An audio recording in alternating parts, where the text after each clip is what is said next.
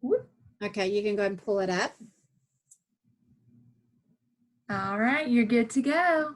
All right, so I'll just go real quick. So my goal is my overall classroom would make 15% gains in the meets category from District 2 to the end of the year, which District 3, we took it right before spring break, which we did meet that goal.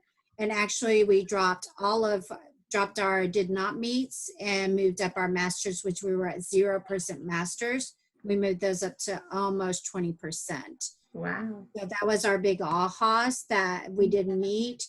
My sped met her goal. She went from a did not meet to a approaches, which was her goal. And then my LEP or ELL student, don't know what happened with him. The little fox said, he maintained at meets. My goal for him was to master, but he maintained a meet status. I love your visuals in there. They're great. Thank you. And it was a fox, right? Yes. Is that your school mascot? No, it's a husky. I was about to say, at first I was like, kind of made me want to do a bulldog. Okay. Go and click on through. So for mine, I took the 4 goals and I was able to attach a piece of data for each. So my first one was using the writing from within teacher training curriculum. And with that, I was going to monitor it based on the language used to MAP scores. So on here, for teacher, I did the goal based on student achievement. And although it was almost there, it was slightly below, so didn't reach that goal. Almost there, though. We'll get there. For my SPED student, monitoring hers and getting to that growth of the 21st percentile, she surpassed that with the 25th percentile. And then my ELL student set a goal of 32nd percentile, and he surpassed that with 34th percentile. Awesome. Also, one of the goals is writing across the disciplines. So overall, my huge goal is just to increase our writing. But with writing, I don't think you start that 1 grade. It's all the grades before, now that I'm in upper grades. So with that, I wanted to see writing in all subject areas. So set this as a classroom goal for all students. And instead of just writing within writing or as reader's response, have writing be included in all subject areas, such as study, science, and math as a reflection or response piece. So just that by month, adding 1 subject a month to where we reached 100% by April. Good job. And then writing partners is a huge piece of that writing curriculum. And the writing partners is talking about, students getting together, either just, looking at each other, editing together, or actually doing a writing piece together. And just opportunities to write, as well as give them other students to learn from different writing styles and just to gain ideas from each other. So with it, I was looking at mastery of writing within partner groups, and teacher overall classroom students met the goal of 70, actually surpassed it with 75% mastery. My SPED student was slightly below, so wasn't as successful with the writing partners, and my ELL student met his goal rather quickly. So that was. And then finally, small group writing. We are huge on math and reading groups. Majority of our lessons are taught in those small differentiated groups. But taking that same idea and applying it to writing, writing tends to become more of a writing conference where the writing lesson is whole group and then students write and then conference happens at the end and is more of an editing piece or throughout the process. But to give students more of individualized writing instructions, pushing those stronger writers with higher level lessons based on the curriculum. So this is the same to writing across the disciplines as far as staggering it and adding in the amount of weeks that individualized writing instruction is provided. So with that, overall saw growth in the areas, had some areas that were partially met and will build on in the following years.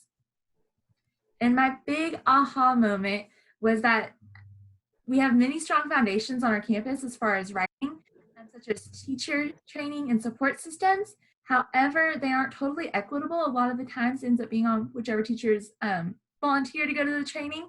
So then you won't see that same writing curriculum across the classrooms. So the biggest thing is just to get consistency. That way all students are receiving those strong lessons. Yeah, that was kind of like our aha moment too, was making everything equitable across all grade levels and across the campus, is making sure that everything was equitable across trainings, across lesson planning, making sure that what was going on in one class was going on in all the classes, and having that ownership across all students. Mm-hmm. It's really awesome when you can find that little piece of, this is working really well here. Let's just bring that over here. Like it's Right, such that big piece of, we talk about equity amongst our students, but are your teachers receiving that equitable training and applying that in the classroom? right, exactly. It's not just, gender or ethnicity, but it's also those resources available, even at the resources of the teacher. So, Right. what new learning have you acquired as a result of this presentation? How will it help you as an educational leader moving forward? And what impact would your action plan have on student success at your campus if it could be implemented in the future? I think for me, how it's going to impact me as a leader, I think it's got me more comfortable to talk about data and understanding the data. Mm-hmm. Because I remember the first time I was even presented with it, even last semester with data, I was like, what? And I didn't know what it meant.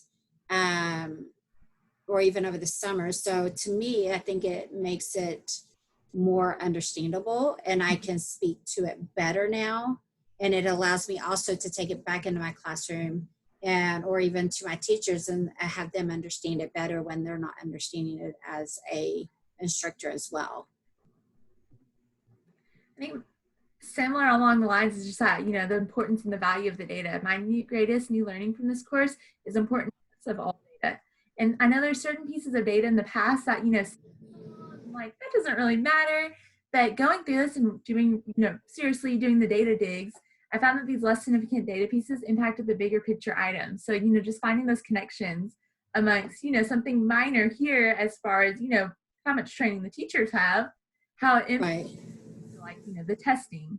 So just seeing those trends, finding them, connecting them, and understanding why every little piece does matter. And moving forward, I will definitely consider each step of the process and collect informative data along the way instead of just simply focusing on the big picture, such as test results. Where I feel like that's where my mind has always been is, where's the in, it's the testing. Like, how does my testing look?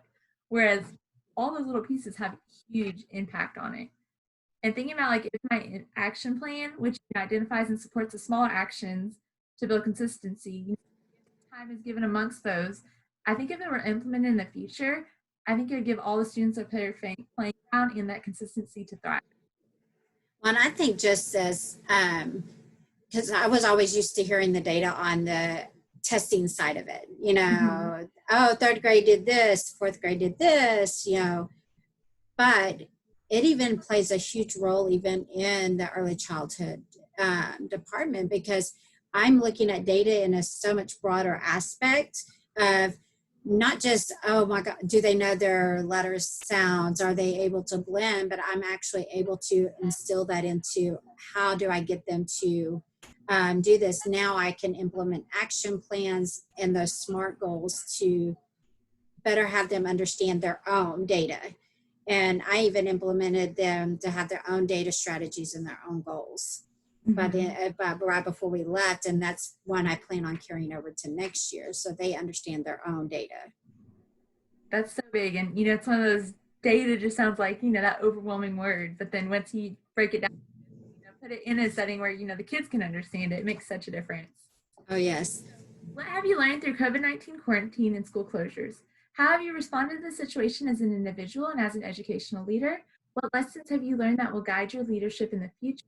And should school closures be required for any reason? That's a loaded question. Oh, that's like, yeah, it is. I think I through think the for, COVID, go ahead. it's okay. Go ahead. Let me get my thought together on that one. I think through the COVID-19 quarantine and school closures, I've learned their students are resilient and they can do hard things. And that applies to teachers as well.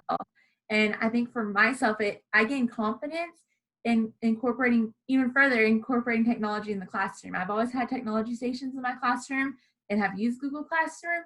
But even thinking when I'm out and have a substitute for a day, it's something where I could be the lesson for my substitute. So I could record and have that piece there.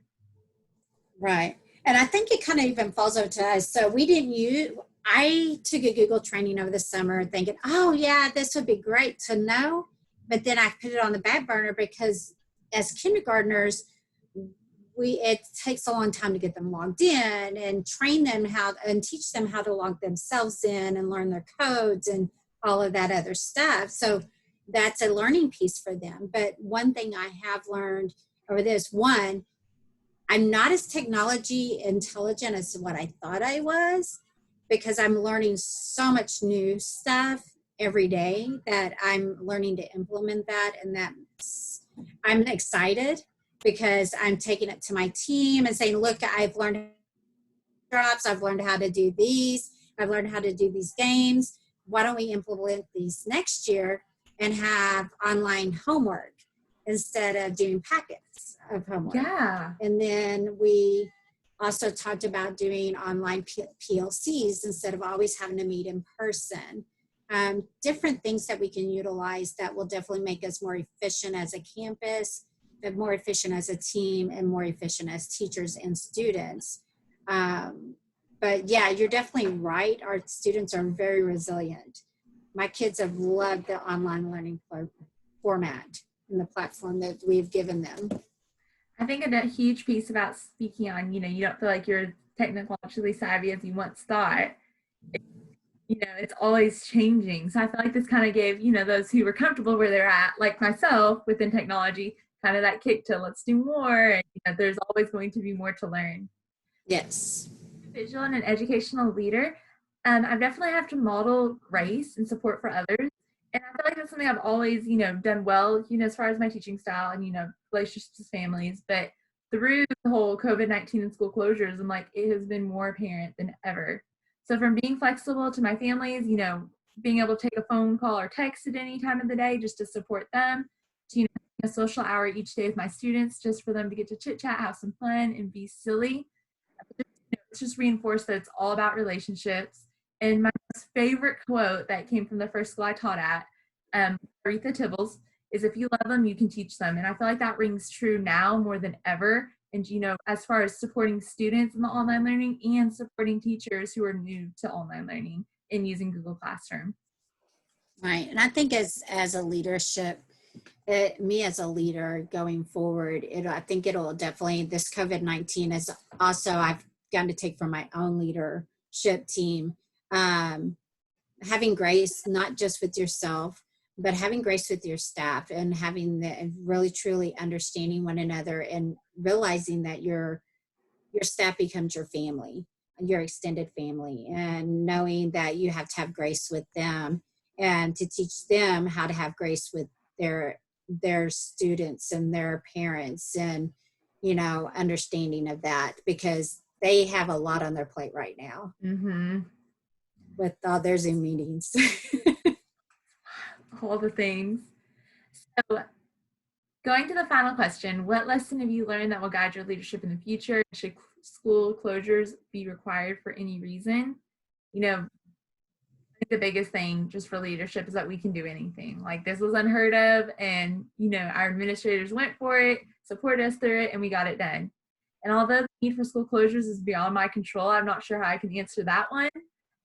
It's possible in the future, and if it were to come up again and we do have to have school closures with online learning, I can teach through it and lead through it. I agree. Our district was never a one-to-one campus, so technology was very slim, and it was a very big eye-opener for our district as a whole, for them to shut it down. And it was like, but I've got to see all of the leadership team, from our superintendent all the way down, and how they played a crucial role in getting on top of it. So we don't have control over if the governor comes in and says, hey, we're having to close for X reason. We have to do what they say. But I think knowing we've experienced this now, I think we're going to be better prepared for how to handle that in the future. Yes. So wrapping up with the levels of consciousness, what have you learned about the levels of consciousness and their impact on individuals in their personal and professional life? How has this knowledge assisted you in understanding others' behavior or reactions to situations? Examples? How does this impact your life experiences? I think the biggest thing I've learned that within the level of consciousness, you must be self-aware and find that balance, both in your personal and professional life. And I would say this knowledge assisted me in understanding others' behavior and reactions, especially through, this COVID-19 process. Their reactions are based on their experiences and their current state. So who they are and where they are create their perception, and that perception impacts the reaction. Yeah, and I've learned that I've always been one to always worry about others first. Mm-hmm. And so I think through this COVID-19, I've learned even more that I'm not a homebody. I cannot do this from home because I prefer that I have to have that interaction. It's hard even over doing Zoom with them. I don't get that level of interaction that I want and that I need for my personality style and for my level of consciousness. I've learned that that's who I am as a person, and that's how I function day to day. So it's been very difficult for me not to have that around. Mm-hmm. So I'm always reaching out to my parents, and I was like, I just need to talk to y'all. I just need to hear my kid's voice. I said, I don't get to see them and hug them in person, but I can at least hear their voice. And so I'm seeing that more and more so that my kids are feeling the same thing. So I think it will help me have more of a balance. It's balancing me out a little bit better to take care of myself too. I think we've gained a plethora of new ideas that can impact us both professionally and personally. And I love going through your PowerPoint and just hearing your perspective through our reflection questions. And I think this Yes. is beneficial as far as seeing how the importance of data. I think that's for both of us our biggest takeaway is, how Yes. every little piece is. And I think as bad as we didn't want this to happen, I think that a lot of good will come out of this in the long run.